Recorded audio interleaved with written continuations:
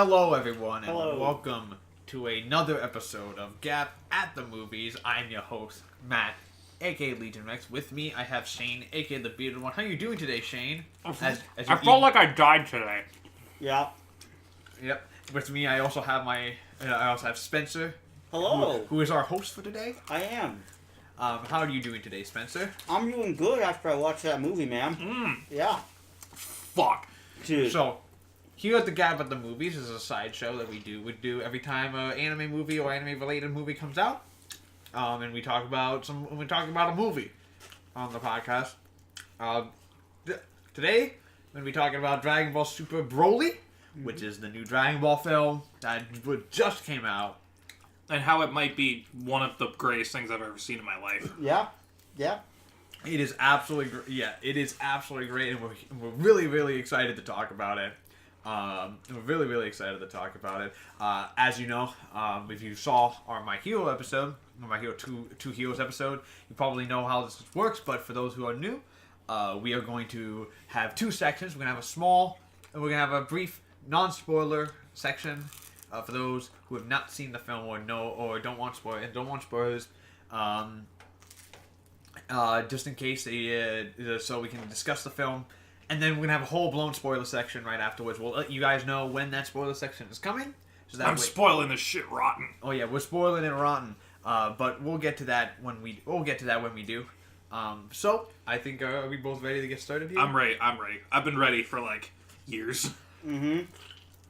I've been ready since the day I was born. My whole life has been leading up to this moment. Dragon Ball is Shane's reason for living at this point. If there wasn't Dragon Ball, I feel like I wouldn't have my physical form. Like the only thing that's keeping me in this body. Go even further beyond. Ah! Don't want to blow out the mic. No. Or disturb your parents. They're watching TV. I'm being It's fine. And we're being considerate. Here on the G.A.P, we are considerate of other people's feelings for the most part, except people with foot fetishes. Those people are Those weird. people are weird. Yeah. So, I think we're ready to get started. Yeah. All right. So the non-spoiler. Let's start some non-spoilers. So, just general thoughts. What did you think of Broly? First.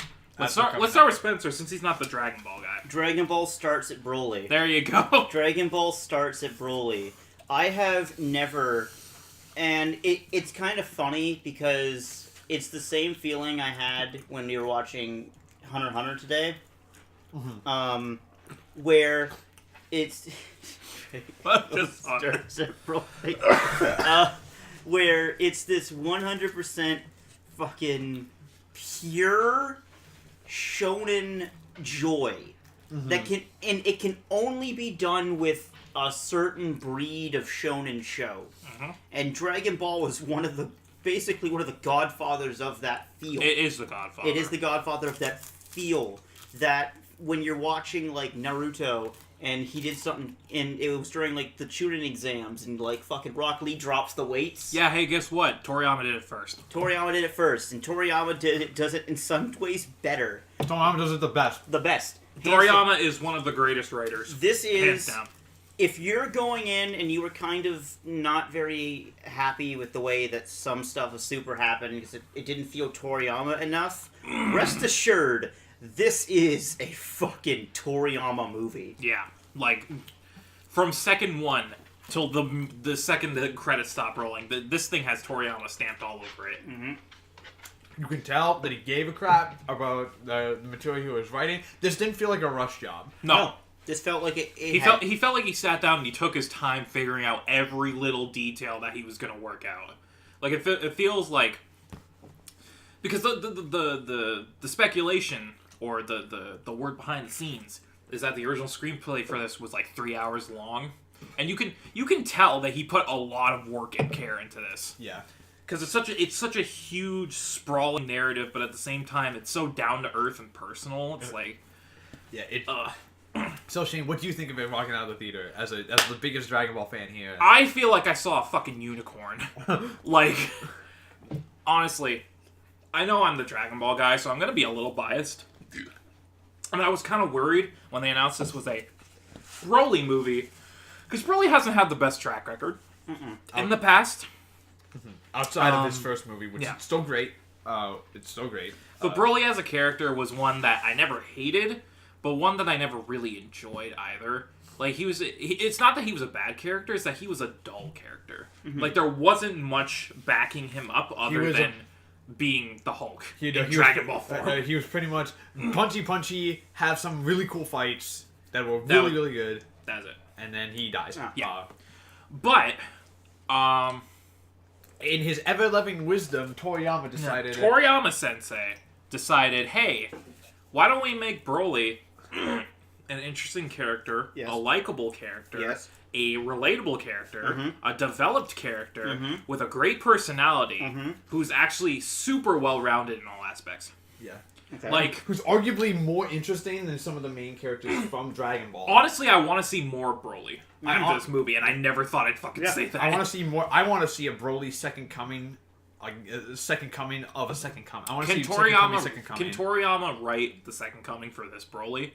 Because this Broly, like, honestly, might not be the best part of the movie, but Broly is hands down one of the best things about this movie. Yeah, like, there's a reason why he has the title of the movie. Yeah, in a single scene. I think he's arguably the protagonist of this movie. Oh yeah, he is. To an extent, I've seen some people comparing him to Thanos from Infinity War in terms of protagonist. I wouldn't go that far. I think he's definitely important. Because in the end, this is still Goku and Vegeta's movie. By the end of it, Spencer just stole. You stole the rest of the pizza. Anybody want any more? Fucking give me a fucking piece, thank you. Welcome. Can I steal one too?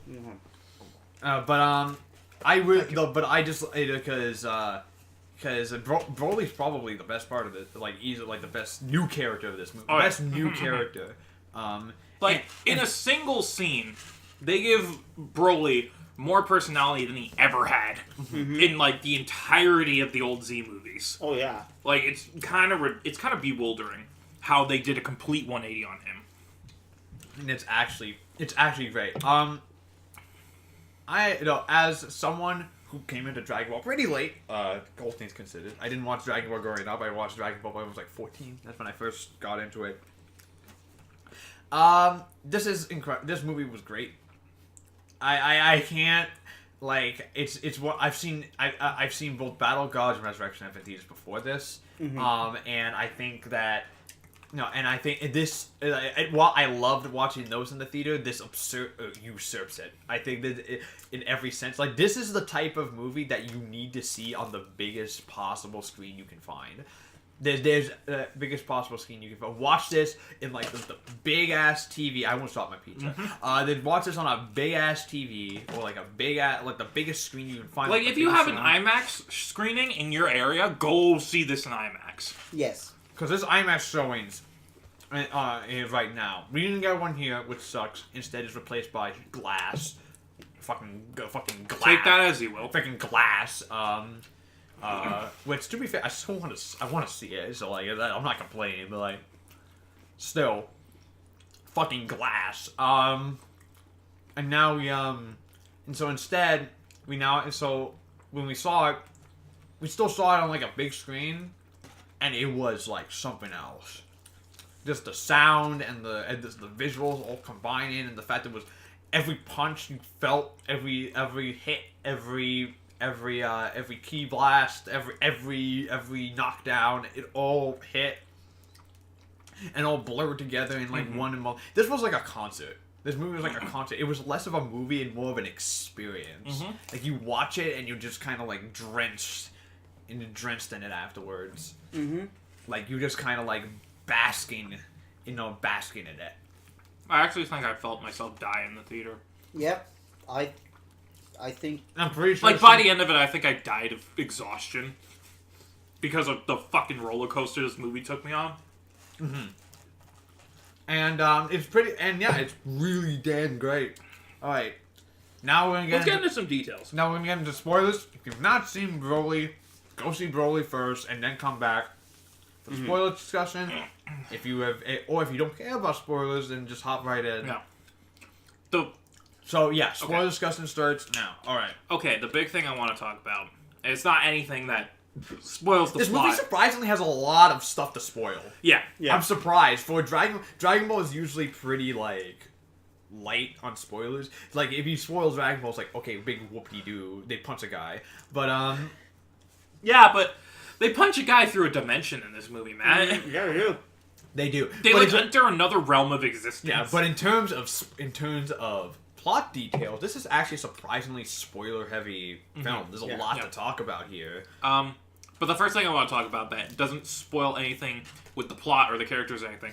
I want to talk about the visuals because holy god, like I don't know how much money did Toei spend on this fucking movie? Standard Dragon Ball budget. That's all I know. Standard Dragon Ball movie budget. Because this fucking movie The fact looks that incredible. The fact that this movie was made on a standard Dragon Ball movie budget means there's no more excuses anymore. Yeah, no. There's no more excuses. You can do this on like a movie basis now. Yeah. Like, props to Shintani for the new character designs, because those things are versatile as fuck. Yeah. Like, those things squash and stretch and bend to the animator's will so fucking well, and it conveys every movement perfectly. Like, I love how, and I heard this before I saw the movie, I love how, you know how in Dragon Ball, when characters are moving really fast, they just do the things with, like, the specs? Yes. I love how in this movie, they convey the speed that the characters are going through by literally turning them into a giant-ass smear, like, across the fucking screen. I love that. Mm-hmm. And the one-shots? Oh, yeah. The one-takes? There's so many of them here. Yeah. Like, this fucking This movie... This movie's all Sakura. It's literally all Sakura. Mm-hmm. Like, this movie... I'm hesitant to say it's the best. You thought the seen. Goku and Jiren fight looked good, which it did. This blows it away, dude. This is on a whole fucking other level. I want to talk about going with the visuals.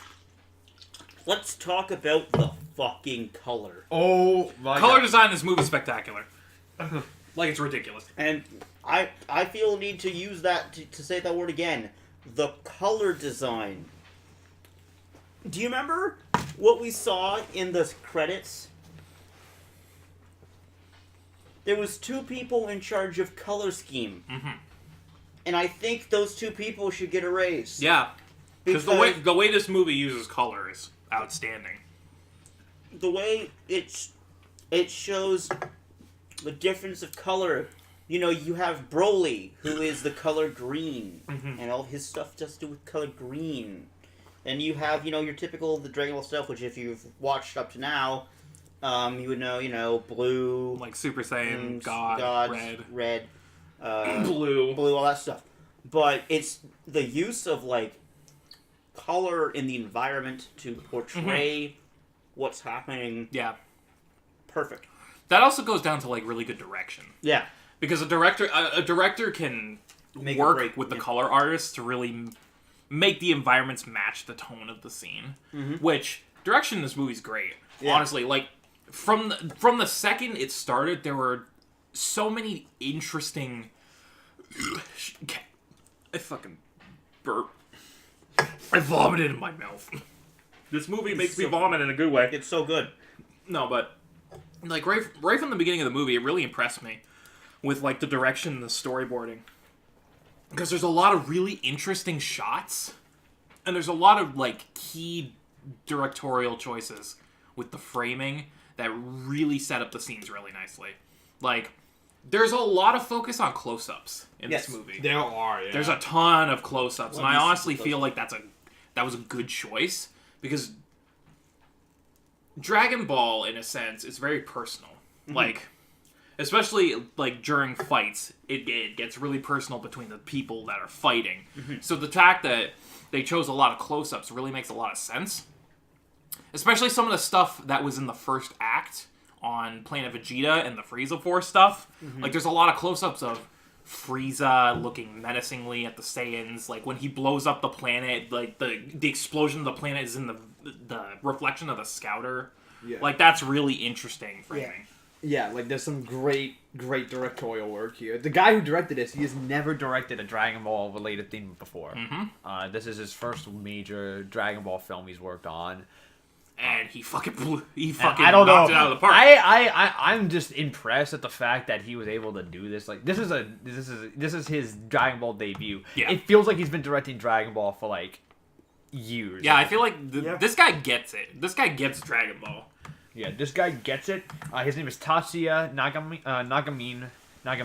Yeah, He is honestly not done much. No. He did One Piece. He did Film Z though, which has very similar attributes in terms of its framing and directorial decisions. I've also heard that Z is Easily the best One Piece film. Like Z is like is like Broly levels of good. So the guy is insanely talented.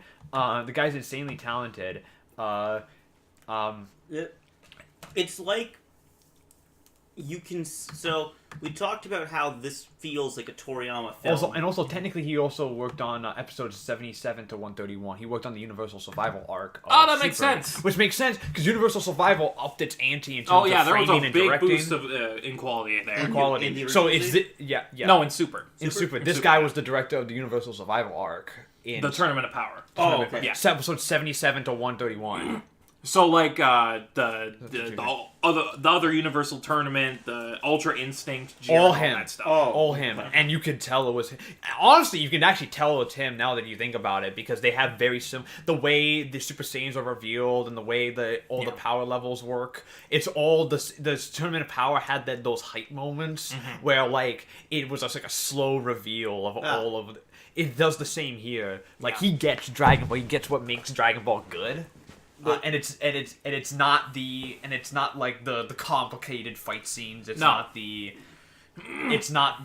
Sometimes I just want to see two Saiyans fighting. That's it. Fucking punching each other in the goddamn face. Sometimes I just want to see like the coolest thing about Dragon Ball. It's not even the fighting. It's just the build up to that fight. Yeah. It's the build up. Like speaking of build up, I love the way they handled transformations in this movie. Like every transformation felt big. Even like standard Super Saiyan stuff felt big. It felt like it was an actual like step up. Yeah. Like Vegeta goes Super Saiyan and his hair turns green for a second before he transforms. It's like this big grand moment. And I love that aspect of this movie. Because a lot of the older transformations aren't super relevant anymore, especially with the God stuff. So the fact that they took their time to make every transformation stand out and feel impactful, I really appreciate it. Like one of my favorite transformations in this movie is when Vegeta goes God for the first time. I agree. And it's like that sweeping rotation shot of him flying up into the air, and then like it looks like he's like catching on fire with his aura. It's fucking awesome. It's amazing. My favorite is because once again, speaking of a close up, is when he goes God. It's hard to explain it, but I'm gonna show you visually. But it's like it's when he goes God, and you see him kind of go, and just like be at peace. Yeah. And like once, because it's like there's the aura, and like the aura kind of dissipates on him, and then he's like he closes his eyes, and you can see that like Vegeta is at peace. Yeah. And then just red hair. And then and then he beats the shit. And he beats the shit out of Broly. Broly. No, but that also is right in line with the God transformations as a whole, because in the series lore, God Ki is meant to be like tranquil.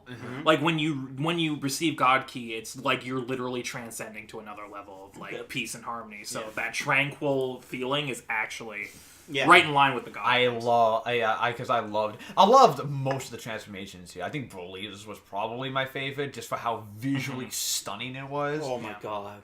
Like I can't gush enough about the visuals in this movie. Our animation are they break the fucking meter, dude. Yeah, the music is great. Oh my god, the soundtrack. So there's epic. There's a couple of tracks that I want to pay homage to. Can we talk about aside from that? Can we talk specifically about their rendition of fucking Shala? Yeah, right. The beginning when you see Kid Goku in the style of like a Shintani. Shintani, yeah. I want to see like a fucking Kid Goku film in that vein. Dude. Yeah, that'd be. I would fucking lose my mind if that happened. So there's Chala, which was It's That's Sumitomo returning too. it's Sumitomo. It's Sumitomo returning from Super to do the music too. okay. That Yeah, he did the. I think I heard a Is that couple what of. the music, I heard. like, is I in think I heard a Super? couple of tracks from Super in there too. Like when Yeah. Frieza's on screen, that's his theme from Super. I'm pretty sure. So like so it's carried over from Super, and it's all, and this soundtrack's fantastic. There's one track, this track that he was doing. That came, Gogeta. it's Gogeta. it's a track that's basically just the words Gogeta and Broly. Like I noticed that. Like it's like when the fights hit their like peak. Yes. And then they start adding in like the character chanting. I'm like, what the fuck is this? And why do I love it? Go Gogeta. Gogeta. Go Gogeta. Like it was fucking. I was like, Yeah, Let's go. Yeah, it's great. Like the soundtrack in this is great. Yeah. Fucking top tier work from Sumitomo again, because the music from Super was one of the best parts of Super. yeah, he definitely improved quite vastly during the run of This Super. is, and you have music, you have animation, you have art, Yeah. but you know what's important? What? A story. This movie has a really good story. Yeah. Like, I Dragon kind of Ball's never one for good stories, but Yeah. this is actually a really good one. I kind of love how it's a bait and switch. It is basic. Because the whole main plot of the movie when it's in the present is that Frieza's coming to Earth, he's getting the Dragon Balls to wish for something we have no idea, we gotta stop him. And then classic Toriyama, they play it super seriously, like dead serious. He's like, Master Frieza, what would you use the Dragon Balls to wish for? And he's like, well, you see, Well, you see, I wish to grow 5 centimeters taller. I think I'm like, the best part what? of that scene, aside from the fact that maybe 5 minutes prior to that, we had Bulma saying she was keeping the Dragon Balls because she wanted to wish to look 5 years younger. yeah. and they have like the similar lines of dialogue. Like, why can't you wish to be like 10 years years. or 10 centimeters? Because it would be too obvious. I I want want people to to think that I'm still growing. Like- Like, no, is the guy? Do you know his name? Which one? The Frieza's right hand. The Slug. yellow guy. Oh, the yellow guy. Okay. I don't know. His Okay. I think he's a new character. Okay, but Kitoko. Kitoko. Was he- I think it's like. was he something in? like that. Was he in? He was not in Super. No, he's a new character. He looks because he look, but it looks like he was in like the backstory too.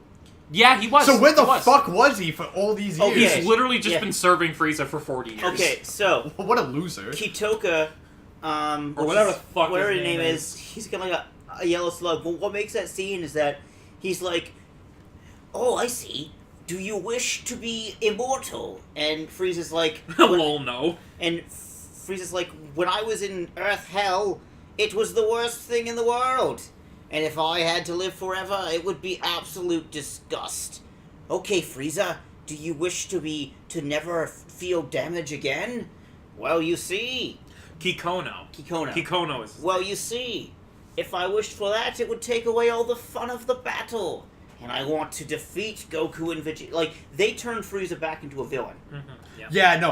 One of my biggest issues with the end of Super. I love Frieza's role in the Tournament of Power. By the way, yeah. Unironically, It kind of redeems the contrived bullshit that was Resurrection F, where it's like, hey, let's just bring Frieza back because. Yeah, if it could try bullshit of Resurrection F, even though Resurrection F does serve a purpose in the long scheme of things, probably the setup mostly this, but Resurrection, but with Frieza, but with this, one of my big problems was that they kept Frieza alive at the end of Super, and I thought that was a stupid decision.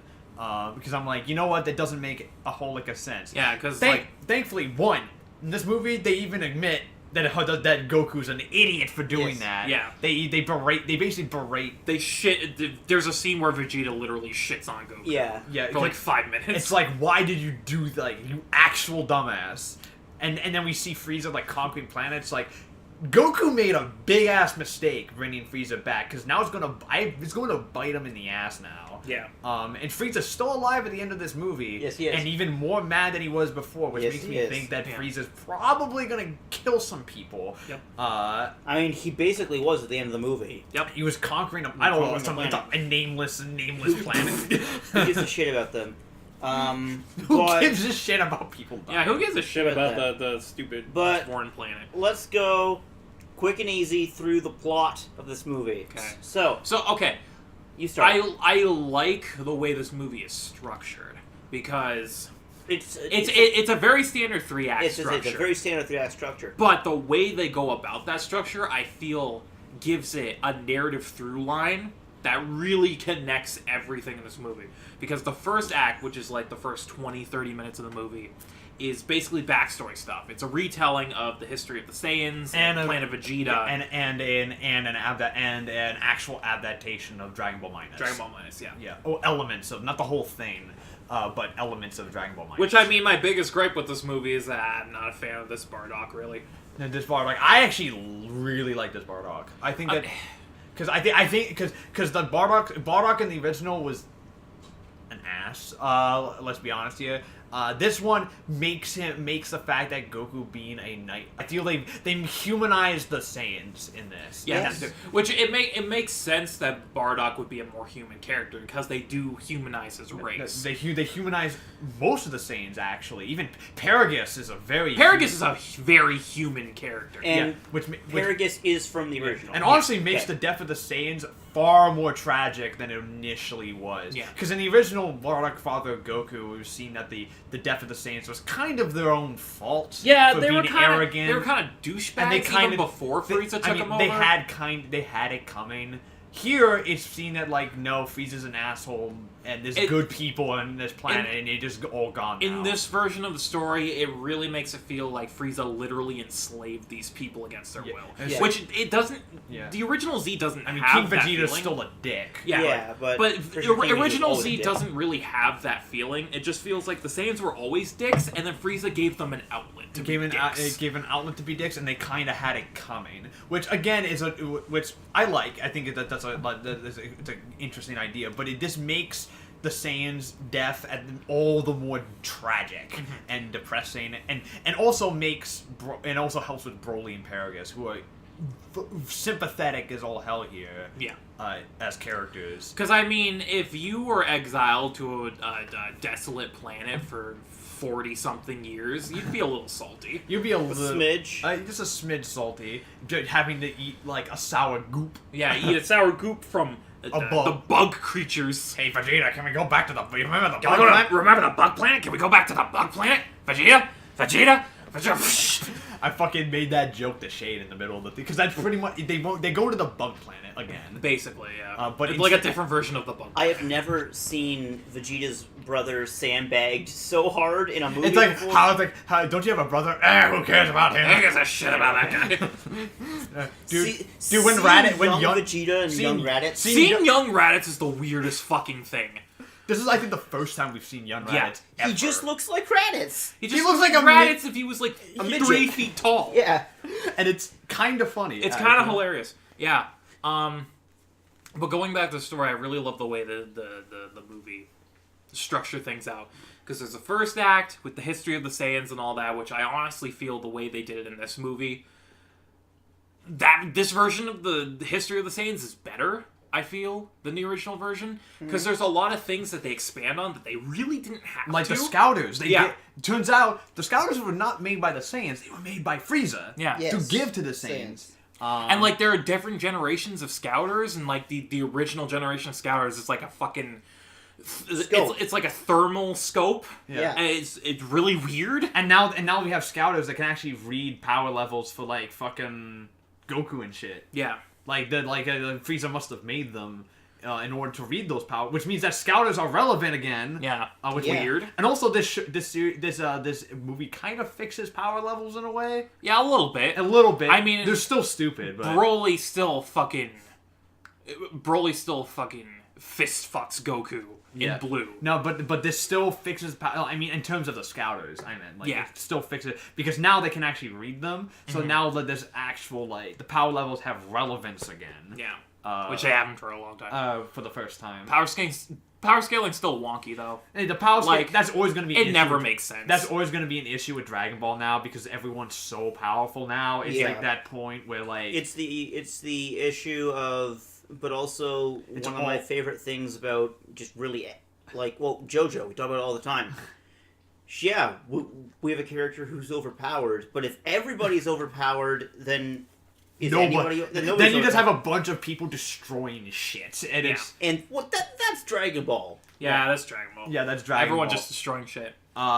This movie introduces a ton of new characters, by the way. It does. Some great ones. Chilai is best girl. Chilai. Fuck all of you. I love Chilai. Chilai is like now top tier Dragon Ball waifu. Which is funny because it took me like 2 seconds to go.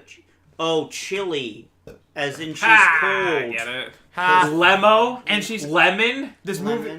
movie also humanizes the Frieza Force of Yeah. all people. Yeah. Like it shows that hey, not everyone working under Frieza is a colossal dickbag. It's also Who'd have thought? Some people are there for money. Some people are hired guns. Some people are there because they maybe did something bad in the past and they're just trying to get away. Like the fucking the scene where they introduced Chilai, the Lemo's like, so why'd you join the Frieza Force? She's like, I just stole a galactic patrolman spaceship and now I'm kind of on the run. No, so she's kind of on the run.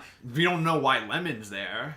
Yeah, he just seems like more of like the grizzled war veteran type character. She's probably indebted to Frieza for some reason. That's my guess. It was Chile stole a galactic warship, and instead of being executed, she just joined the Frieza Force. And Yeah, because no one can touch her. no one can touch it, so she's just kind of on the run now. with Lemon, he's just like, I've just been here forever. Shut the fuck up, kid. I've seen some shit. Yeah, I've seen a Super and they're Saiyan. both relatable. Yeah. They're tons of fun. They're very funny. Extreme, yeah. Let's talk about the humor. This movie's actually very funny. In such weird places. This movie reminds me of, someone described this as very similar to an MCU film in terms of its humor. You know, Where yeah, I it'll can put see humor in like action scenes, but similar to the MCU, it works. It's like is this like the MCU movie of Dragon Ball? Yeah, because there's he's all yours, Frieza. And Yeah. Oh my Oh god. my god. Everyone drive-by fucking died in Broly. the A theater. drive-by Broly. Like literally, okay, Goku and Vegeta are flying away from Broly, and they're like, okay, we gotta get the fuck out of here. Bye, Frieza! No, and then Broly goes after Frieza, and Frieza's like, "Oh shit!" Oh shit! and then gets bodied for an hour as the two are trying to. Dude, there were so many small jokes and details, like when fucking Piccolo has to show Vegeta the fusion dance. Yeah. And it's just... I want Broly to kill me. I don't want Broly killed. With a big, like, goofy smile on his face. And Piccolo's just like, I can't believe I have to do My this. favorite thing, some of the faces people make in this movie, Broly's face to Goku when he shows up at the end is fucking hilarious. Yeah, he's like... Broly's just kind of confused. He's like, what the What the fuck? fuck? Yeah, I fucking. Didn't you almost kill me? Yeah, like this a movie's couple days ago? surprisingly very funny. Yeah. Oh, yeah. I mean, not surprising considering Toriyama. It's Toriyama. Toriyama always injects, like, even in his serious stuff, he always injects a little bit of humor. But honestly, I think in terms of natural humor, this might be his best. Oh, This yeah. Because all the jokes are so organic. They Like, all feel care. It felt like people telling jokes, and it's Yeah. like you can tell when you watch an anime movie or an anime in general when the jokes are written to be jokes and like an obvious punchline, and that only works with certain things. Yeah, because both Battle Gods and Resurrection F, they had the same thing as this. Yeah. Their humor felt very natural too. like, oh my god, can we talk about the drive-by? The drive-by. Can we talk about how Frieza drive-bys Paragus? Yep. It's like, No, okay, so my initially God. it's a serious scene because Frieza, being the smart villain that he is, puts together that, hey, I could possibly make Broly go Super Saiyan if I kill someone close to him. Hey, I have someone close to him right hey, here. Paragus, stay there. and it's like, oh shit. And then Frieza with a Oscar-nominated performance. Oscar-worthy performance says, Broly, your father has been murdered! He's been shot by a stray energy blast! And Broly goes, He looks over and he's like, And then he goes Super Saiyan and it's awesome. it's actually kind of rad. But just... oh my god, that's fucking hilarious. It's so darkly hilarious. It fits Frieza's character perfectly, because he would pull something like that, like in a Frieza heartbeat. is probably the funniest character in this movie. Yeah, And- especially since which is it's- funny to say because in the original Z series he was not funny, but here because Frieza's just a naturally petty character and so petty. He's so petty that like his entire wish to be 5 centimeters taller. Yeah, it's so fucking It's petty. dumb, but it also so in character for Frieza. Can we all just talk about how the events of this movie are basically set off by Frieza wanting to be taller? If that never happened, Broly would have never been found by Goku. No. They'd still be stuck on that planet. Fuck. Fuck, like, This movie's so stupid. This movie's honestly stupid. this movie has a lot of stupid stuff, but it's like that good kind of Dragon It's a Ball good kind of stupid. It's not like, oh, this is stupid and therefore it actually ruins the because experience. it actually makes it because it's actually dumb. Yeah. Here it's like it's smart. This movie's smart stupid because it knows when to take itself seriously and know when to not. Yeah. Because all the serious stuff is with the character development and the story and the telling, while all the jokes come in with the the action scenes and a lot of the scenes with characters that we already know. Like a lot of the Vegeta and Goku do a lot of banter. And it's all very funny. I also, going back to what I was saying about the plot structure with like the 3 acts, I like how this movie balances tone. Because Act 1 is the more serious, drama-heavy It's a space portion opera. of the movie. It's a space opera. There's a lot of dramatic things going on in it. Part 2 is a full-on comedy. Like, it's goofy as hell, jokes flying back and forth. Also setting up the final confrontation. Reminds me of like OG Dragon Ball. So, so from the moment that the fight happens with, the first quote-unquote scrap between Vegeta and Goku, up till, would you say Broly appears? Yeah, Broly shows up. Appears is a comedy. It's a comedy. Yeah, but then the rest of the movie is kind of a mix of the two. It's a mix of the two. It's it's really serious drama, heavy action shit.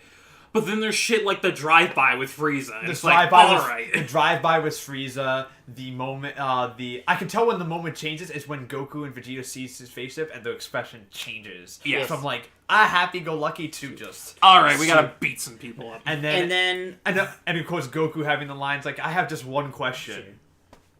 What's repugnant mean? What's repugnant mean? And everyone It means something that's completely miserable. Oh, yeah, okay. It means something that's complete. If I was the writers, I would say I would probably put something that's completely miserable, like you. Or okay, so there's a couple moments that like really got the crowd hype. There's some obvious ones, being the first canon appearance of Super Saiyan God Super Vegeta. Saiyan God Vegeta. Yeah, and the whole theater popped. Yeah, for that. Broly's transformation. Broly's transformation to Legendary Super Saiyan. Goku going blue. Goku going blue. Yeah. But the big one was Gogeta. Let's talk about Gogeta. A fact that was spoiled by Toei before the movie came out. Which so we honestly all knew he was coming. pisses me off. We all knew he was coming. We all knew it was coming, and don't worry, I called that Gogeta was going to be in this movie before it was revealed anyway, so it's not really a shocker to me, but the movie treats it as a reveal. Yeah. It's big. It's a big reveal. A very funny reveal, too. Yeah. But at the same time, so the fact that they got spoiled is a little annoying. Yeah. Just a tad. But it's still like a great fucking scene. But Gogeta versus Broly is the best fight in this movie, like hands down. That's the best part of the fight. Yeah. Because Gogeta's fucking crazy. Like, they really did Gogeta justice in this version. And I love Gogeta. This is the first canon. Yeah. I need a name. A name will make me sound cooler. Yeah. Like, he only cares about like fighting and like looking cool. Vagoji. Vagoji. Gojuku. Gojuku. Just call us Gogeta. And then when he shows up and Frieza's like, "Who the hell are you?" and he's like, "We are Gogeta." I'm like, we are Venom.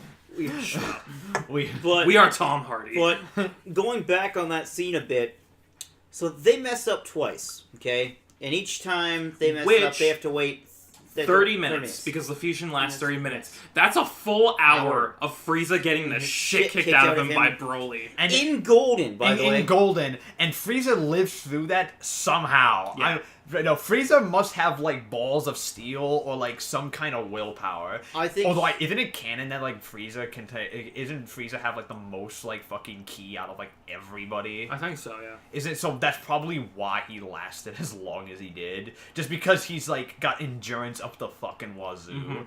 But in any case, like, fucking, like, the transformation, because they fuck up just a little. I think my favorite fuck up is when like your angles were off and it just shows like It just shows a Venn diagram of like the angles.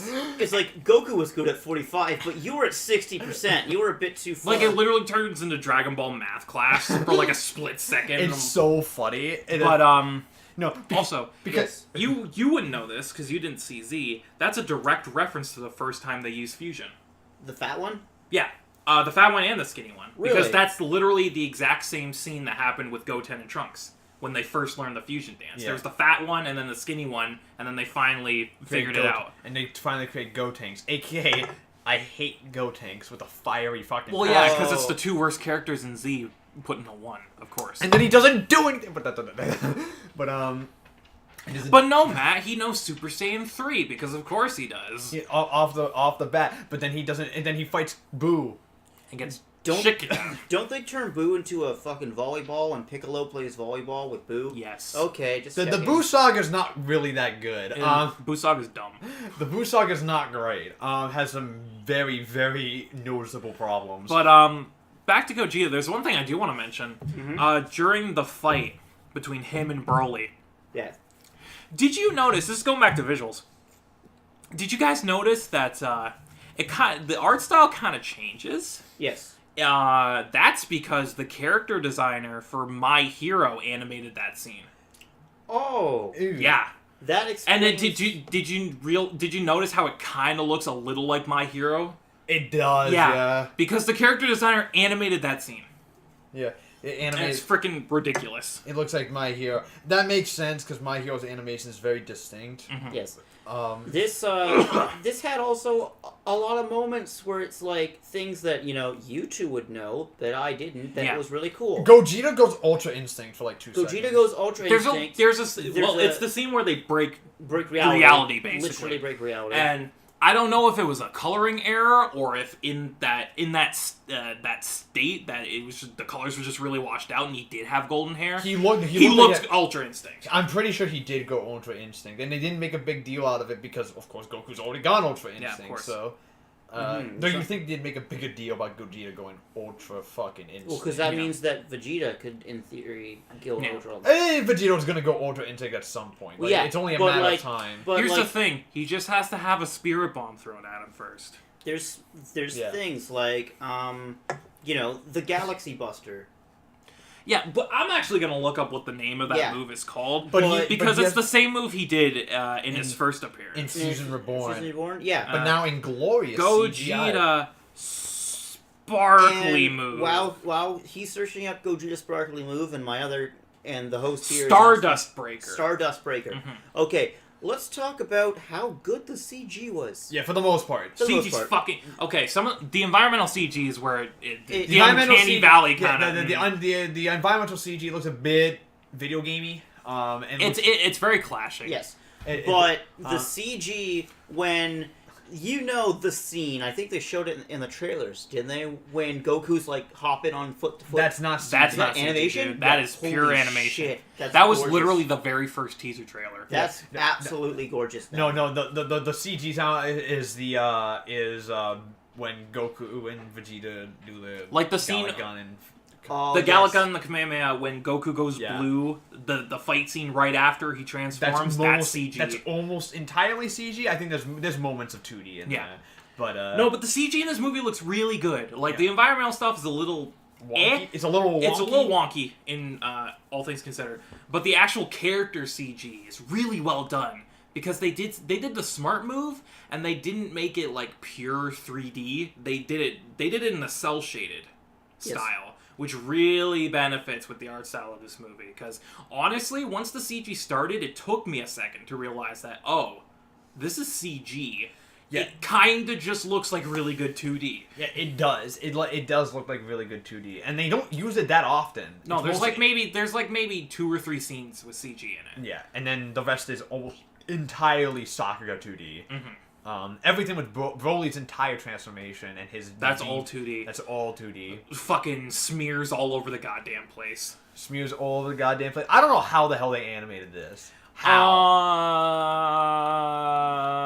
I think the animators went Ultra Instinct. Oh, to be Women of perfectly Prayer, honest. dude. They must have done like a fucking page like a second. Yeah. Because some of this animation is ridiculously good. Like, there's so many goddamn frames. Like, usually with 2D animation, they had probably like what probably like did you see how many in between animators they fucking had? 25 in between animators. Usually with TV animation, it's really limited with the amount of frames per second you get, like the amount of drawings you get. Yeah, per because scene. you have a time limit. You got a time limit, you got a budget, production schedule, all this shit. With a movie, they don't give a shit. Yeah. So they were like, clearly, they must have like doubled the page count. And this movie had the same budget as Resurrection. I think Resurrection F might have actually had a higher budget than this. I'm gonna go check. I'm checking right now because I'm pretty sure. I think it might be possible Resurrection F had a higher budget, but I'm not sure. This might be like a one. And Resurrection F looked amazing, by the way. This might be a One Punch Man scenario then, where it had a very modest budget, but the team behind it was so fucking. We'll see what happens with One Punch Man season 2 when that comes out. Yeah. We'll see. I'm worried about that. Fuck it, there's a lot. Though I'm not a fan of new art style, but that's just. I don't hate that. It's closer to the original was about manga. 5 million for Resurrection F. Yeah, I'll give it that. I'll give it this. It's definitely closer. It's closer to the original manga than the original series was. Okay, Resurrection F cost $5 million to make. This cost it cost $8.5 million. Never mind. Ooh, I'm an idiot. A little more. 8.5 million is still not much. For the quality of work that they produce. Yeah, Akira cost around I think Akira still costs more than this. Akira, if you actually take a look at I think the most expensive anime film is still Steam Boy at like 50 million or something like that. And you could tell with Steam Boy. Steam Boy looks amazing. Yeah. This is still not nearly as expensive as like something from Ghibli.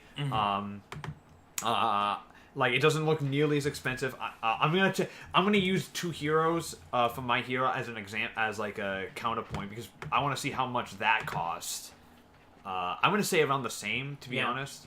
Maybe a little less. There's no data on how much that costs. Okay. I would assume around the same. Probably maybe around less. Maybe, I don't know. But in any case, I guess. Honestly, the budget for this movie, all things considered, was probably just like a drop in the bucket. was like a drop in the bucket, and it made back its entire budget in one like, day. In like a day or two. Yeah. 2 days. 2 days here, and it already did a lot of money. It already made like a fuck ton of money in Japan already. Yeah, it made bank in Japan. It made bank in Japan. It's probably one of the most Resurrection F's still more successful than it though.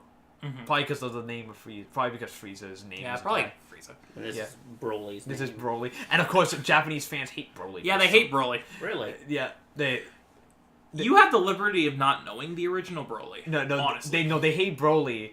And the only reason Broly would kept bringing back is because Westerners loved Broly. Yeah. They prefer Cooler over there. I think a Cooler movie would do bank in Japan. And I finally met King Cold.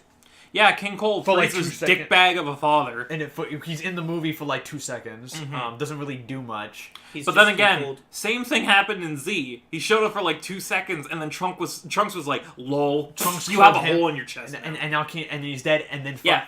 No, King Cole's first appearance was when it was like a year. It's been a year since Namek. Yeah. King Cold and Frieza, who's a very much still alive Frieza, Mecha Frieza, show up to Earth.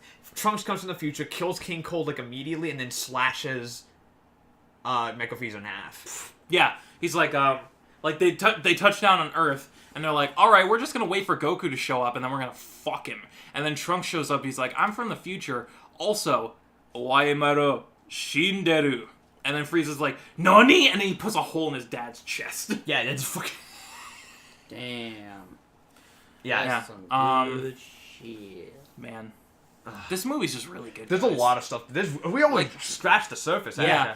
Honestly, like, I'm sure a lot of people will be like, oh, this is style over substance.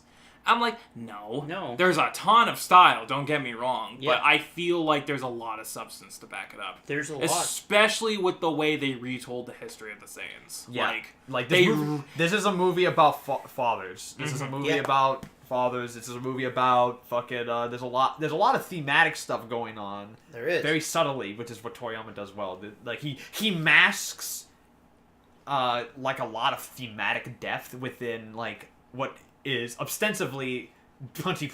Yeah, punchy bullshit. Yeah. Punchy bullshit.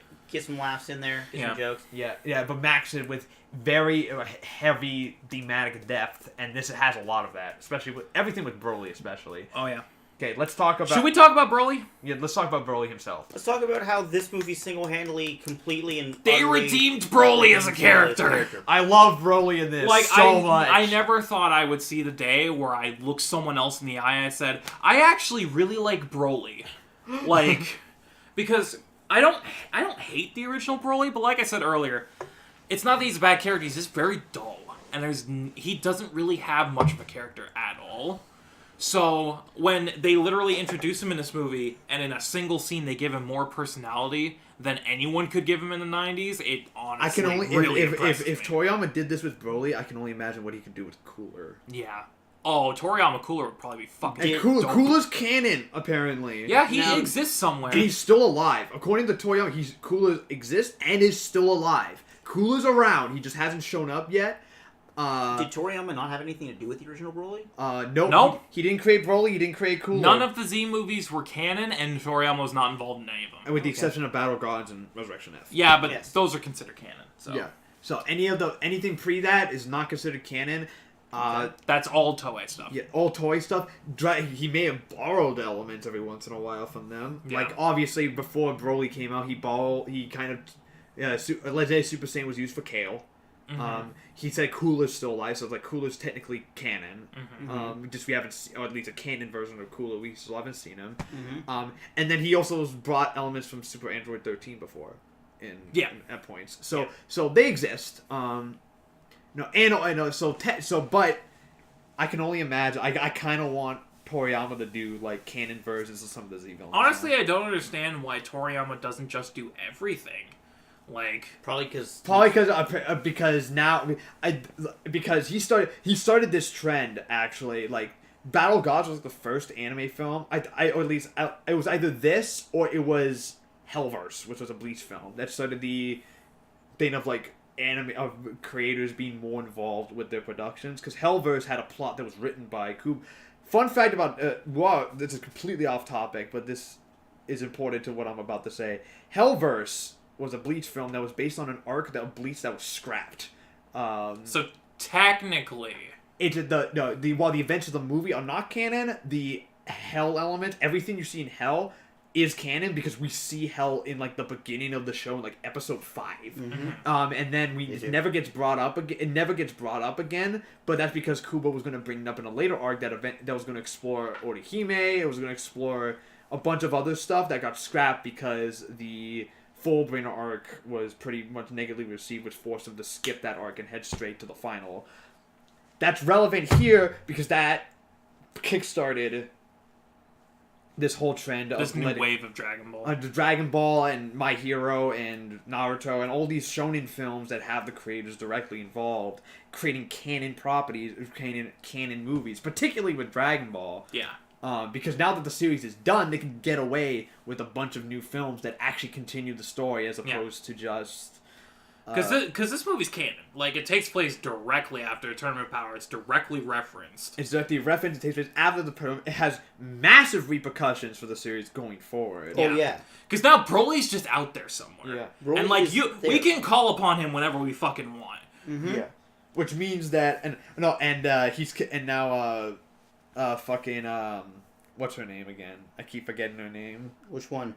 The new girl. Chilai? Chilai. Now Chilai and Lemon are now with him too. So like now they can come back. If they bring her into fucking Super, I'm gonna... I will not be shocked. I wouldn't be surprised because they gave her way too much character. Yeah. She wished Broly. She's the one alive. who ends all this. She Yeah. wished Broly alive. Yeah. Because he was going to die. Fuck Goku, fuck Vegeta, Chilai is the real hero of this movie. Yeah. Yeah. Well, I mean, Goku and Vegeta were literally about to murder Broly. Yeah. Yeah. But no, Broly was gonna kill himself. Yeah. Because he was basically gonna self-destruct Correct. with his fucking power. Yeah. He was going to Rage. explode. Which I love that. Yeah. Like, let's go back to Broly, because I feel like we got off topic. Yes. 'Cause we were We did. talking about Broly as a character. Yeah. What the hell? Where was this writing join Super? Yeah, right? Probably because he wasn't involved. Yeah, he was involved kinda ish. Ish. he wrote the initial premise, but he didn't write every episode. You can kind of fucking tell. That would take too much time. Yeah. But Broly as a character in this movie is honestly phenomenal. Like, everything about him I love. And I never thought I'd say that about fucking Broly. The fact that he is multifaceted. He has, you know, a serious side, a playful side, a naive side. There's just so many different elements to him. And they're all so well developed and fleshed out. Like, I never thought I'd say that I feel like Broly feels human. Because Broly's never felt human. Broly's felt like a fucking force of nature at worst. But Broly feels like a human in this movie. Oh, he really does. I felt sorry for Broly. Broly's honestly a tragic character. Yeah. Like, you know... Because he was just so happened to be more powerful than Vegeta as a child. He was forced into exile on a bullshit planet that King Vegeta figured, you know, nobody cares. He's gonna die. He doesn't end up dying. He ends up being raised and trained by his father. It turns out his father is a dickbag because he basically raises him as a slave. And as to be a warrior because he's still stuck in the old version of what a Saiyan is. Yeah. And then even going so far as to kill his kill Broly's first real friend. Well, he didn't kill him. He just slashed his ear off. And slash his ear off, to which Broly then carries the ear with him as a reminder of of the first real friend he had. Yeah, Broly's like Goku in this. He's he's essentially a kind-hearted Saiyan. He's kind-hearted. He's naive. He doesn't really know any better. Yeah, but that's all part of his charm. The big difference between Goku and Broly is that Goku has some self-control. Yeah, Broly doesn't. Broly doesn't. Once Broly gets going, there's no stopping him. Yeah, there's no stopping him. And like that was obviously a huge element of his old character because, you know, legendary Super Saiyan, uncontrollable rage. It's obvious that Toriyama found that aspect of him very fascinating. Yeah. So, but I love how they, going back to essentially the ending of the movie, I love how they worked that into his character. Same. Because the old Broly, it just seemed like he was a powerhouse that no one could stop, and there was like no repercussions of anything. In this, he's literally killing himself. Yes. With how strong he is. And I find that honestly the most fascinating part of his character, because that kind of recontextualizes everything. Like, if someone's too strong, does that actually work against them? Yeah. Does that like mean... it opens... Is Goku literally killing himself He every might time? be. Yeah. Like, if Broly's any indication, he could actually be slowly killing himself with how strong he's getting. Yeah. And that's... I mean, they've made that implication before in Dragon Ball. This is not the first time that they've done that. But it's such a prominent... It plays such a prominent role in Broly's characterization here. But like... That it kind of... It just makes you kind of look at things differently. Well, because if you think about it, Whis and Beerus in the beginning of the movie even told Goku, they're like, hey, why are you trying to be stronger, dude? You don't need to be. Yeah. Yeah. Maybe fucking they know that if he keeps going, he's going to die, and there's nothing they can stop him. Do that. Which that fascinates me. Because it's like, what if everyone openly knew that? Why would anyone? Get What stronger? if Toriyama's trying to kill off Goku permanently this time? You know what? I dig it. Like what? Because how many times has Toriyama tried to kill Goku permanently, but only hasn't been able to do it because fucking fan backlash? I mean, he tried to kill him during Saiyan. He tried to kill him during. Tried to kill him during Saiyan, but he came back. He tried to kill him during Cell, but he came back. Tried to kill him during Boo, but he didn't die. But he didn't die. Because he came back anyway. GT kind of had... The end of GT kind of had a death for Goku-ish. He ascended to a higher plane of existence. But also Toriyama wasn't involved. Toriyama wasn't involved in that. I mean, and you have so many other characters you can focus on if Goku's out of the way. You know, Goku is the quote-unquote main character, but he's never really a main character. He never evolves as a character anymore. His development was done at the end of the Cell Saga. Yes. But I will give credit where credit is due. Goku's really smart in this movie. Yeah. Finally! It took... I mean, yes, he's got his moments of... He's got his moments of dumb. He's always been kind of that... the cornerstone of Goku's character was that, sure, he's extremely naive outside of battle, but when he's actually fighting, he's actually a really practical tactician. Yes. He's And really smart. That element of his character finally comes back, because he actually thinks things through. Can we talk about a move that none of you know the name of, but it was the coolest He fucking thing? stops someone in midair, and it's talking about, like, yeah, so if I keep doing this, I'm going to kill you, so I'm just going to talk to you right here while I'm like this. Hang on, let me use my God key real quick. Alright, so you don't have to do this. Really, you don't. And Goku sounded smart. That's the coolest fucking move, too. Yeah. Like, the energy The field. energy field, and it's like Broly is stopped in his tracks as Goku's And I'm like, listen, I know humanity isn't the best, and we sometimes fight, but we're good people. There's good people in this world. You don't need to fight. And then Broly uses Broly power to reverse the polarity. No, because what happened is Goku uses it on Broly, but then Broly learns from him. Broly uses it on his ass. His ass, and then Goku gets the shit kicked out of him. God, Sean Schimmel, that scene of If Goku was almost beaten to death in the actual movie, Sean Schimmel was almost beaten to death in the recording booth. In the booth. I'm pretty sure Sean Symbol's like, beat the shit out of me. Punch me, kick me. Actually beat the shit out of me. I need this to be Put authentic. a gun against my head. Which also, we're just going all over the place here, but let's talk about the dub real quick. Yes. Because, when they meant North American release, they really meant it, because there's no sub showings of this movie anywhere. It's all dub. But that's not a problem, because the dub's fucking fantastic. The dub is amazing. I love what they did with, fucking, like, Vic Mignogna's performance as Frieza was excellent. Very Is Frieza? Broly. Broly. It's Vic Mignogna as Frieza, everyone. Give it up. No, fucking no. Vic Mignogna's Broly, very surprisingly nuanced and very quiet performance as Broly. Well, yeah, because it perfectly reflects Broly's new character, because he's really shy and naive and keeps to himself. This is some nice water. Yeah. This is very good water. He's never had water before. He's never had water before. He's just drank whatever the fuck kind of liquid was on planet Vampa. Probably something very, very toxic. Yeah. Damian Clark is Paragus. Damian Clark gives one of his best performances. Yeah. And, like, he knocked it out of the park as Paragus in the original movie, but god damn this new Paragus. Yeah, this new Paragus. Chris Sabat plays everybody. Everybody. Dude, if Yamcha was in this movie... Honestly, Chris Sabat was really good here, but he was standard fare for the most part, I'd say. Like, he did nothing out of... He's definitely not MVP. No. MVP. Sean Schimmel did great. One of his best performances is Goku. Yeah. Definitely. I when I heard Sonny Strait as... I might not Bardock like this version of Bardock as a character, but Sonny Strait did a great job. Sonny Strait was... just hearing him as Bardock again was great. I think that he's always been great as Bardock, and here is definitely... Chris Ayres? Chris Ayres. Chris Ayres as... Frieza, another standout performance. And, you know, bless the guy's heart. He's trying his best. His lungs are all fucked up, and he still gives 110%. He still gives probably my favorite performance in the film is Chris Ayres. Frieza's maybe one of my favorite performances. Because Frieza gets a lot to do here. I honestly think that MVP is Vic as Broly. Vic as Broly. Yeah. Probably just because MVP for me in general is Broly. Yeah. And I hate myself for saying that, honestly. But this is his movie. It's his movie, and they actually did him justice for once. Thank God. Yeah, and now he's still around too. He's still around. Honestly, I'm okay with that because they did more than enough to win me over on this new Broly. He's still around. He's living on planet Vampa with Chilai and Lemo.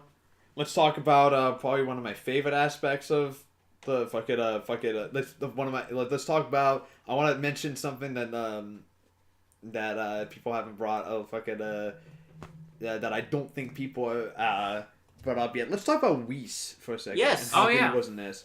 Whis. Why was Whis there? Why was Whis there? But like, okay, yeah. Well, Whis was there because he wanted to see the fight. But I honestly, Whis was really good in this. Whis was very good, but Whis is always very good. I kind of wanted to see him actually fight Broly. Yeah. But I know that if that happened, he'd be done. No, bro, he could flick Broly and Broly bye. So Whis is about, what, 10 times more powerful than Beerus? Okay, so we'll put this in perspective. Yes. There's 12 universes, right? Yes. Every universe has a god of destruction. Yes. Which is known as the most powerful being in that universe. Yes. every god of destruction has a guardian angel to go along with them, and the guardian angels are always more powerful. Like 10 Like times. the angels are usually the mentors for the gods of destruction. They train the gods. No, they're like 10 times more powerful. So Whis is the kind of person that could like look at somebody and they would die. Probably. yeah. The only reason Whis doesn't is because he's just that nice of a guy. Yeah, because he's just a really chill dude. He's a chill dude. And he likes parfaits. He wants to He eat. likes parfaits. He's a nice guy. He just wants to. He's a really nice guy. Yeah, So he's laid back. He wants to chill out with his fucking fruit cup. Don't probably fucking because he is bother that me. powerful. Yeah. Because like Meanwhile, Beerus is babysitting the entire Yeah, movie. Beerus doesn't do shit. Lol, bye. I love how they're like Beerus is like, yeah, Beerus, you want to see this fight? Beerus, nah. Okay, you want All to right, see the baby? look after my kid. Bye. And then Beerus is like, wait a minute, no. Here, I want to see Literally- I want to see a spin-off show about. I want to see a spin-off movie about Babysitter Beerus. A babysitter Beerus. I want to see Beerus bond with the baby. Dude, okay. So the script for this movie was originally 3 hours, right? There's probably scenes with Beerus. They probably animated more than what was in the theatrical cut. definitely. What if they do a Battle of Gods and there's an extended cut that they release? I on would love Blu-ray? to see like them go back to like Beerus and Just and I want it to be like comedy style hard cut yeah, to comedy. Beerus. Just like fucking smash cut. Broly sends Goku through a mountain. He's all fucking bloody and beat up, and he's about to die. And then it hard cuts to Beerus changing her diaper. Yeah. Stuff that because apparently because Gohan's not in this movie. Not at all. Not in this movie. He Kim's doesn't- not in this movie. Yamcha's not in this Not- movie. does not- Krillin's not in this movie. Yeah, Krillin was the biggest. Krillin and Gohan were the two biggest. Like you would think they would be in this. And like, okay, it's more of a nitpick than anything, but it is a little bit of an issue that, you know, for a cast as big as Dragon Ball's, that a lot of this them has a get very shafted. small cast. Yeah, Yeah, it's a it's a very- super small cast. They're very small, but it's But I I would understand. argue that that's also it's a more intimate cast. Yeah, I understand, because obviously this is mostly Broly's story, so, you know, bringing it down, scaling things down, including less characters makes more sense. Yeah. It just would have been cool to see, like, Gohan or something. Gohan does because Gohan's missing, Krillin's missing. Goten's there, but he doesn't Say anything. Neither- Trunks is there and in a vital like a vital scene. a vital supporting role. Yes. Near the role, beginning but of the movie. Only for one scene, but he's there. He's he's important, but he's Piccolo's there. Did you know Piccolo actually gets a surprising amount of Piccolo's actually pretty cool in this movie, I'm Yeah. not gonna lie. It's basically the same thing they did with him in the Boo Saga. He's just the fusion trainer. but his scene's very fun. Yeah, his scene's really good. Going back to the Trunks thing, did you guys notice the Pilaf gang was in the lab with Yes. them? Oh yeah, fucking yeah. Okay, I was going to because I always forget their names. I was gonna be like, Pilaf, Shu, and Mai. Yeah. who's the cat again? It's a dog. It's a dog. It's a dog. It's a dog. It's a dog ninja. And I love Shu, aka I love him. He's Mm-hmm. great. Shu's great. Obviously the best part of the fucking Pilaf gang. No. Do you want to know And what the I best have a part? soft spot for Mai. Do you want to know what the best part of the movie is? What? Is when the Frieza Force comes in and like everybody's there, and then the fucking Ginyu Force is just like The Ginyu Force shows up for like Ginyu 2 Force seconds. rules. Ginyu Force rules. They show up for like 2 seconds and do the pose. They do the pose, pose. and it's literally, it goes back to like the storyboard and directing, but they literally create the frame with their pose, Yes. and it's so fucking cool. They create the frame with their goddamn pose. Ginyu Force. The Ginyu Force is great. Also, Zarbon's in this for like Zarbon and Dodoria are in there. Yeah. Dodoria's there too. You see Dodoria, yeah. It literally just the opening scene. They're just flying. Where's into the castle. Where's Berta? Berta? Who's Zarbon? I'm the fastest in the universe. We don't see him yet. Is Zarbon the green one? Yes. Okay. Zarbon. Is there anything else we want to talk about? There's There's so tons. I could talk about this This movie forever. this podcast could literally be like 4 hours, and it would be when we wouldn't even scratch the surface of Yeah. the stuff. fucking There's just so much this movie does right. Right. Oh, yeah. All right. We talked about. Let's move on to some nitpicks or like criticisms that we might have about this. Do you have nitpicks? Because I really don't have any major ones. I mean, none. Okay. Nothing that I can think of. All of my nitpicks can very easily be described and pushed away as just it's a small movie. It's Broly's movie. You know, and Yeah. there's none. I have no. Yeah, this movie, honestly, like I said this to Matt as we were leaving the theater. This movie feels like the start of like a new saga, like the maybe a trilogy. I would love Not a trilogy of Broly movies, but just like a trilogy of new Dragon Ball films in this new style. I would love a trilogy of this. I think that this the only issue I have, and it's less of an issue with the movie and more of an issue with Dragon Ball itself, is that there's a lot of stuff that just kind of happens, and like there's a lot of, again, Broly suffers, and I feel like this was a problem with Super too. Lots of retconning going on. Yeah. And it's mildly annoying. That's been an issue with Super ever since the beginning. Yeah. That Super essentially is retconning a lot of shit. And this does retcon quite a bit. In terms of it retcons the entire history of the Saiyans. Like they redo that over because Dragon Ball Minus. They redo the history of the Saiyans. Now have a canon. It's now canon. Like nothing you can do to change it now. Like it's stuck there. There's a couple of, like, they changed up some of there's a guy now who's been in Frieza's army since the beginning. It's that yellow guy. Who the fuck is that guy? Oh yeah, and we just never seen him up until this point. But he's apparently existed since the beginning because he's been there. 41 years ago. They don't explain that. Has that blue woman always been there? Blueberry? Nope. They bring back the tails for the Saiyans, which was nice. Yeah. But it also brings up the problem of the fact that the tails make no sense, but also shout out to actually showing, even for like a flash second, a great ape. When was the last time we saw a great ape? Exactly. Yeah. And I think really nitpicky, of course, because I don't have any major criticisms of this movie, but the fact that this is a Super movie. And because it's a more grounded story, there's a lot of stuff from Super that they flat out ignore. Like, there's really no reference to the other universes. Outside of one or two scenes. And also, like, what in the multiverse are you doing here? Yeah, like, all the other fighters and their fates, like, Ultra Instinct, Blue Kaioken isn't in this movie. Yeah, Blue Kaioken. I mean, obviously, that stuff will come back. Like, obviously... And obviously, Toriyama didn't write that stuff, so it makes sense that it's not in here. Because that's just that's Toei stuff. Yeah, that's Toei stuff that's canon, but like because like there's no Blue Kaioken, there's no evolved. And honestly, Blue the only stuff from Super we see are stuff that we know that Toriyama had involvement in, like Beerus and the Beerus, Whis, the universes, Jiren, like all that stuff. That's the stuff that he was involved in, and like had direct like this was those characters were his creation from the ground up.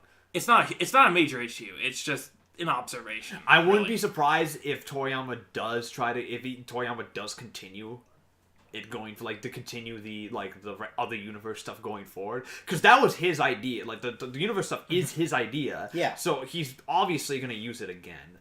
But this is not it's not. Like I just think that probably the next movie I think either next movie or whenever Super continues, we're gonna see a direct continuation. Yeah.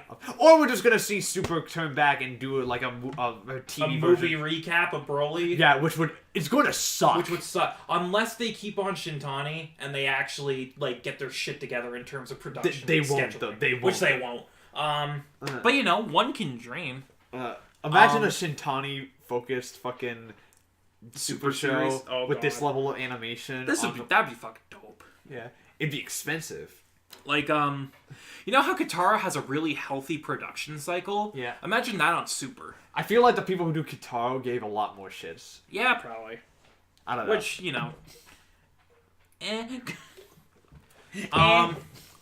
Is there anything else we want to talk about before we get to final scores? I don't think so. I think we covered. We've covered our bases. We covered our bases. There's still more we could mention, but I could talk about this movie all day, but honestly, we'd just be repeating ourselves at that point. We would repeating our stuff this is amazing. This is amazing. This is amazing. This is amazing. They do this good. They do this good. They do this good. They do this good. So let's just Actually, before final scores, yes. Fun fact. This is my first time seeing a Dragon Ball film in the theater. Yes, this is not mine because I wasn't really super into Dragon Ball when Battle of Gods came out, and I was not able to see Resurrection F in the theater. So this is my first Dragon Ball movie. Oh, this is experience. a good one. Yeah, and this is a great start to that. No, I saw Battle of Gods and Resurrection F in the theater, and I can tell you this is probably the best one. Oh This yeah, is the best yeah, one. I don't doubt that. Yeah, 100%. No, this is the best one I do experience in the theater. Did you see Battle of Gods in the theater or just Resurrection F? Yeah. No, Battle of Gods in the theater is weird because Battle of Gods is such a comedy-driven movie. Yeah, it's such a character written. It focuses more on character interactions than anything. Yeah, I mean it's very funny. Yeah. And then Resurrection F was hype as hell. Oh yeah. But this was just This was like hype levels through the fucking roof. Yeah. So final scores. Final scores. Spencer, what's your final 10 score? out of 10. You wanna elaborate Yes. on that? Yes. Sure. Dragon Ball starts at Broly, and it's I'm not the Dragon Ball guy. Mm-hmm. I've only seen the original Dragon Ball and a couple episodes of Kai, as well as Resurrection F, and now Dragon Ball Super Broly.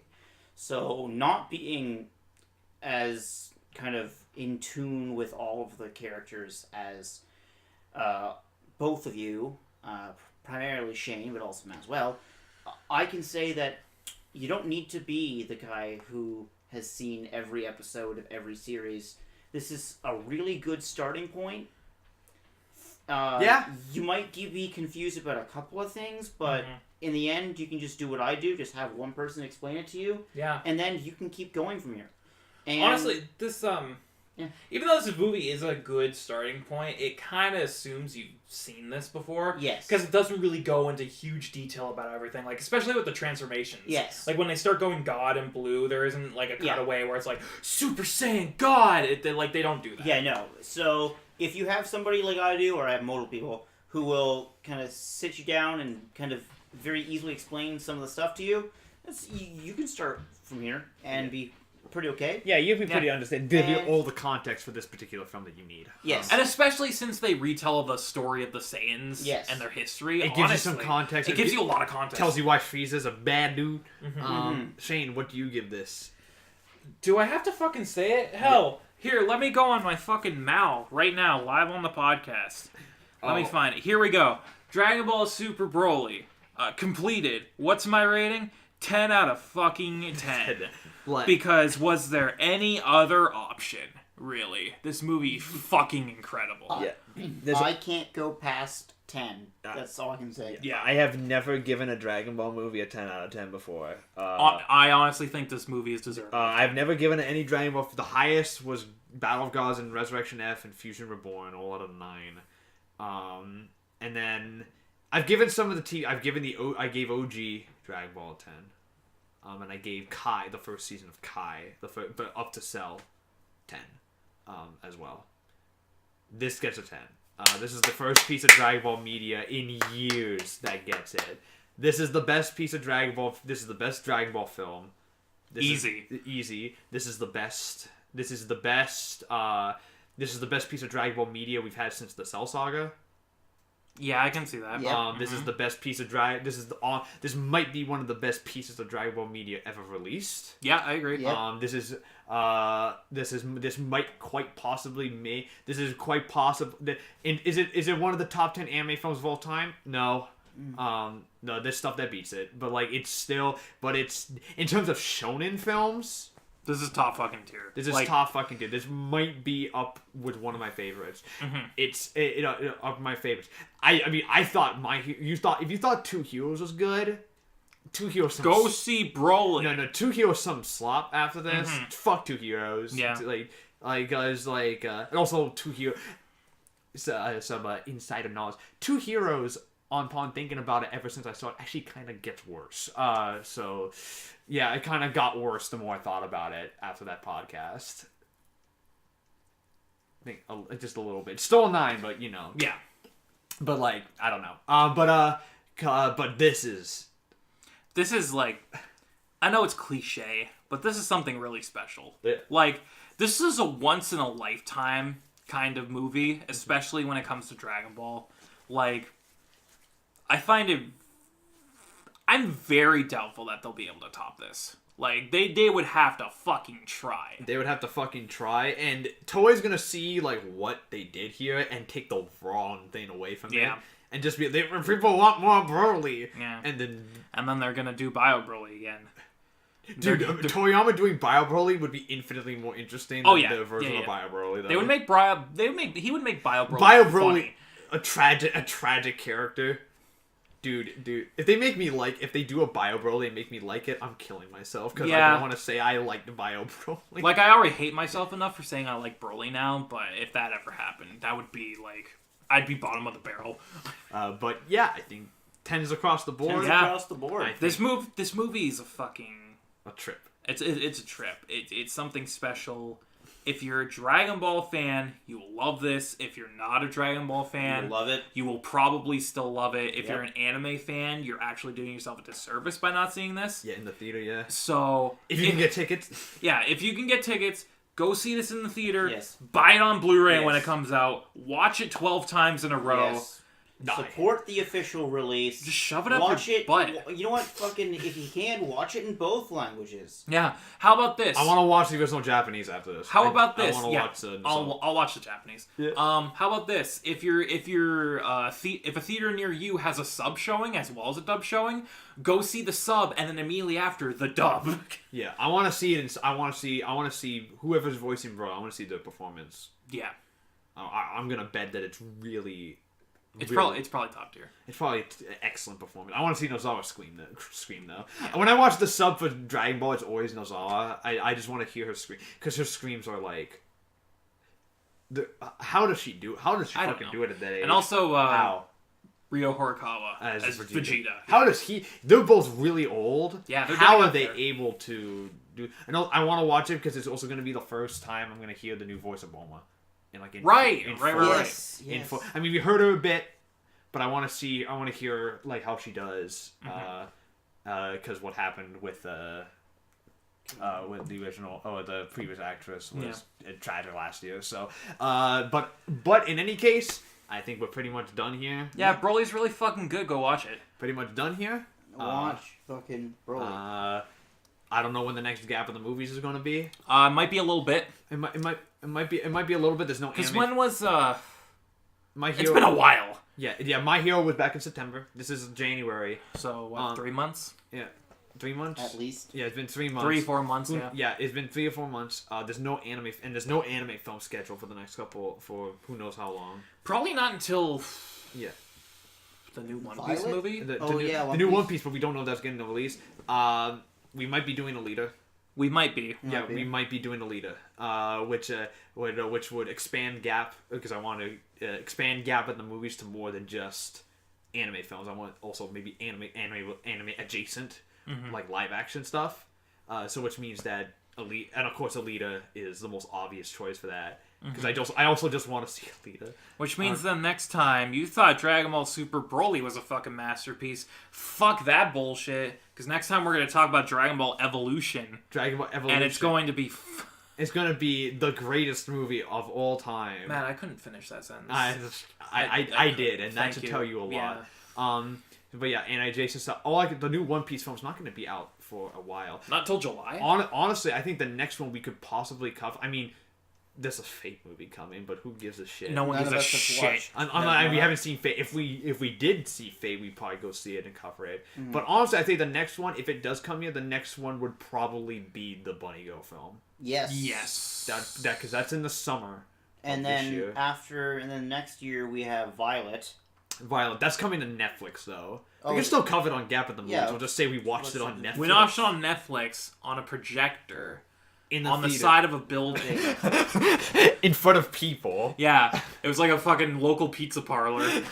Everyone looked at us really weird. And why are they watching this anime crap? I was trying to get my pizza. I just want to try to get my pizza and all you see is a beautiful girl crying about how she misses her arms. You know that if the fucking Major was here, he'd give me arms. No, the fucking... I know. I lost my arms too. I was in Nam. 1975. Is that when Nam was? I don't know when the fuck. Nam was in the fucking 60s, dude. Late 50s, mid-60s. I just love how you just completely broke character because you had no idea what you were talking about. I was 1975. Alright, can we end this, please? End my suffering. Before we end, give me 1 second to look this up. What, you want to fucking fact check I it? didn't want to know when the Vietnam War was. It was sometime in the 60s. No, I just want to see how far it was. It was like early 60s, dude. You were wait, what year did you say? 1975. That's the end of the war. It ended April 30th, 1975. I was right. There you go. Fuck you. You could have named any date from 55 to 75. And you guessed the last Vietnam started in 55? Those Yes, 20 November years. 1st, 1955. Oh, I was thinking of the Cold War. Yeah, the Cold War lasted started- longer, dude. It I lasted was into the thinking of 90s. the Cold Cold War. War, like, 40s started to the technically in, 90s. like, 45. Oh, God. alright, none of us know history. Please we're, end this, yeah, we're Matt. ending this. My name is Matt, aka Legion Rex. You can find me on YouTube, and you can find me on Twitter. With me, I have my co-host Shane, aka The Bearded One. You can find him at The Bearded Game Network on both Twitter and on YouTube, where he posts Let's Plays, unboxings, streams, reviews, and a bunch of other stuff. Good stuff. And with me, I also have Spencer. You can find him on Twitter at Beauty Burton. That's with 2 E's. There were 2 E's. And have fun at the movies, and we'll see you next time. Yeah, go see Broly. Yeah, and we'll see you next time. Thank you for listening to The G.A.P. If you like what you've seen, you can subscribe to the G.A.P Podcast YouTube channel to get the latest podcasts as they go live. Be sure to like and comment and let us know what you guys think of the show. Thank you very much for tuning in, and we'll see you next week.